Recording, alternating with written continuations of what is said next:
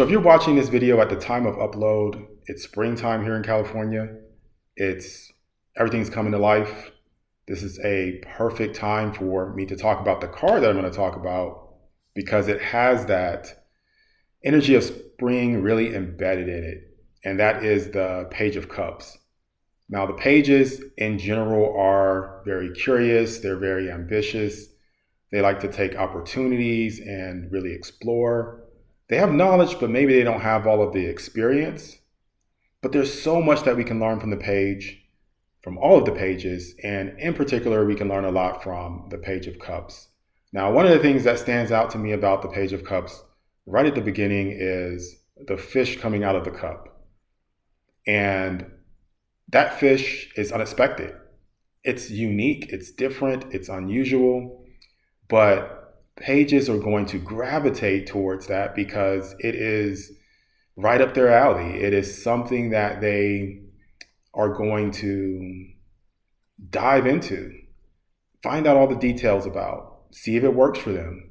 And when you're getting this card in a reading, then it could be an indication that maybe there's something that you overlooked that you thought wasn't good for your goals or good for your plans or good for your future. But it might be something that you can take another look at and have that childlike energy of exploration to really find out what this is all about. Could be a relationship, could be a job, could be a friendship, it could be a new spiritual practice. Any of the things that you might be looking to expand on, those things are all options for putting your effort into. Now, to go a little bit deeper into this card also represents the energy of Pisces because of the fish. That's a symbol for Pisces. And Pisces is very emotional, very caring, very loving, very nurturing.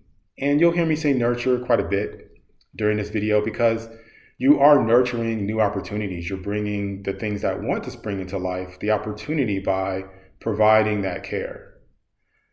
Now, if we look also at the thought system and we look at this card here, which is the Tarot of Stars Eternal, we'll see that it has the embodiment of earth and water.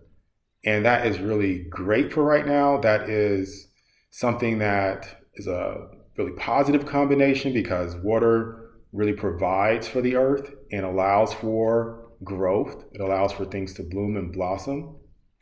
In fact, if you look at the shirt on the page, you can see that it's blue and there are flowers on it. So the flowers are wrapped in the warmth of that care. And that's something that I think no matter what it is, we can really think about. Because the fish on the Tarot of Stars Eternal doesn't look very pleasant. It looks more fierce. It looks more challenging. It looks more ominous. But even though things may look a certain way, it doesn't necessarily mean that they're a bad option. It may be something that could really benefit you in the long run. But it takes a little bit of time to really know that. But the effort, if not put in, you're never gonna find out, basically.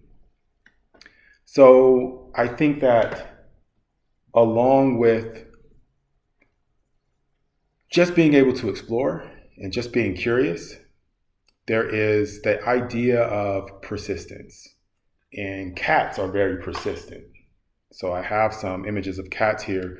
The 78 Tarot Elemental and the 78 Tarot Astral both use cats for the Page of Cups.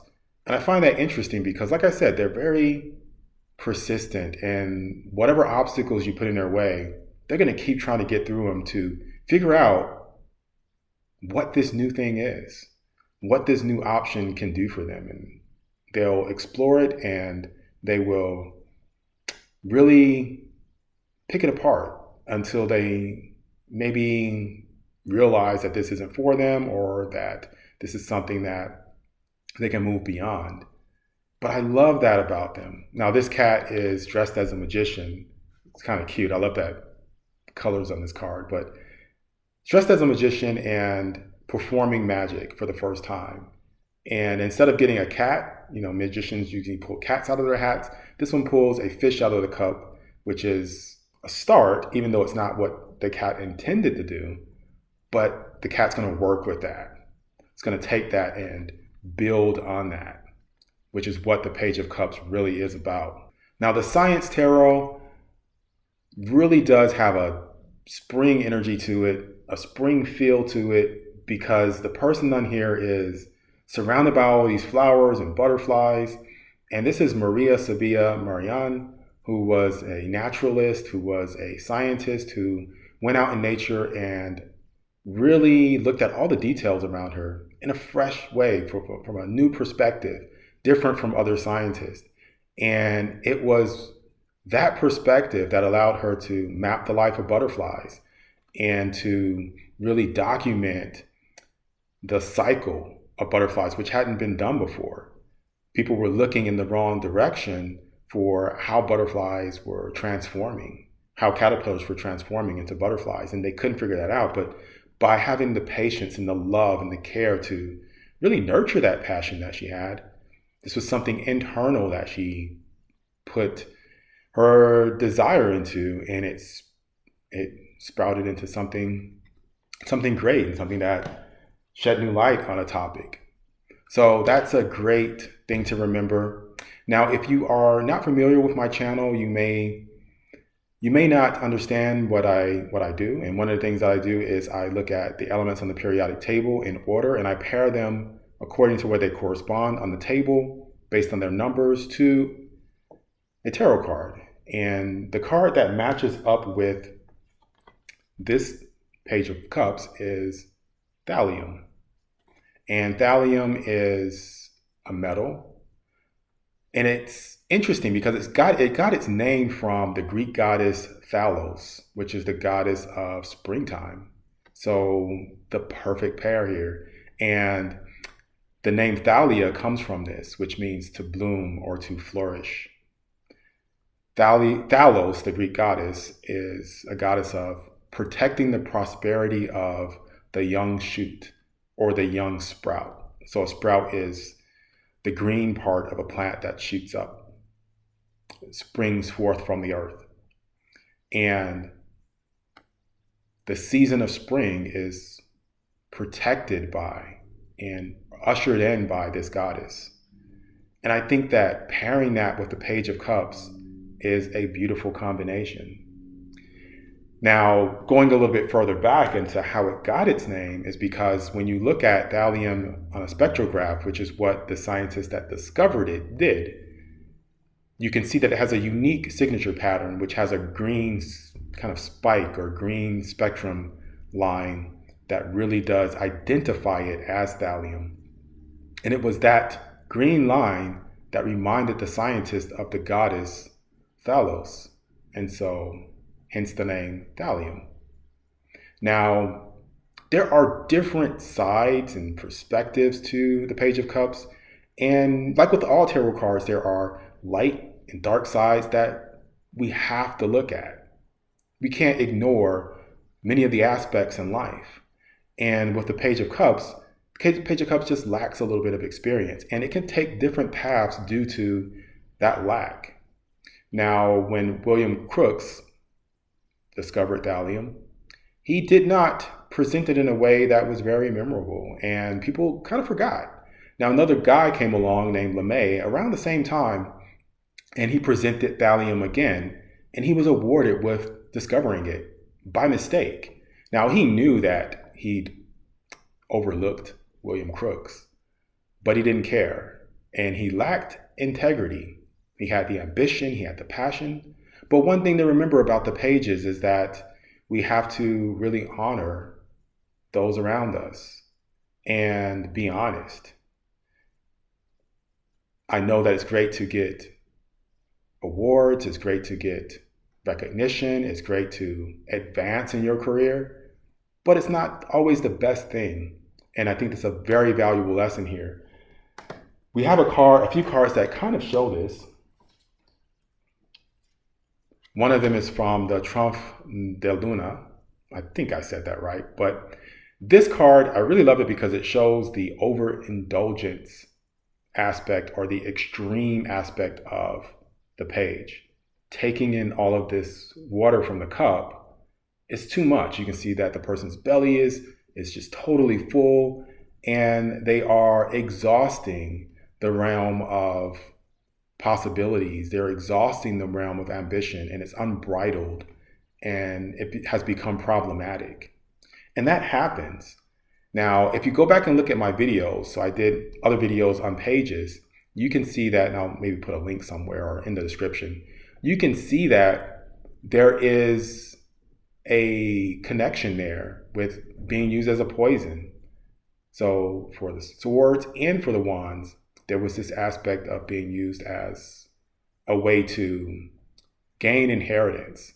And in fact, thallium is known as the inheritance powder or the succession powder.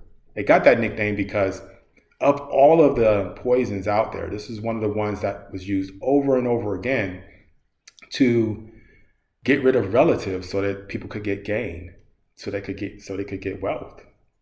And it was done in a way that was hard to detect because thallium is odorless, tasteless, colorless. You can't smell it. It's very hard to detect even today. So what it makes me think about is how far will we go for our passions and desires? On the Page of Cups, you can see that there's a lot of red there.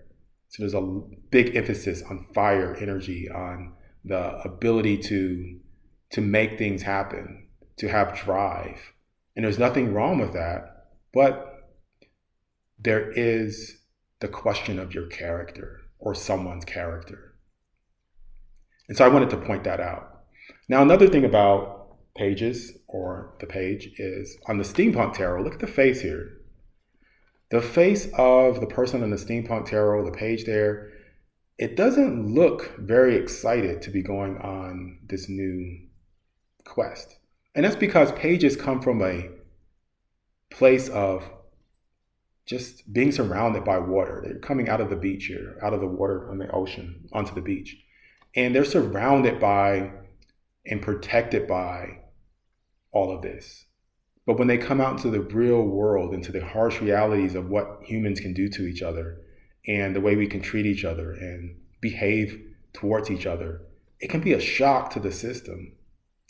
And it can really conflict with the internal world of what the page has. Now, I'm not saying that the page should change, but what the page has to do is to go internally and express that love and have an unwavering, unrelenting attitude towards manifesting the desires of love and unconditional love for all around.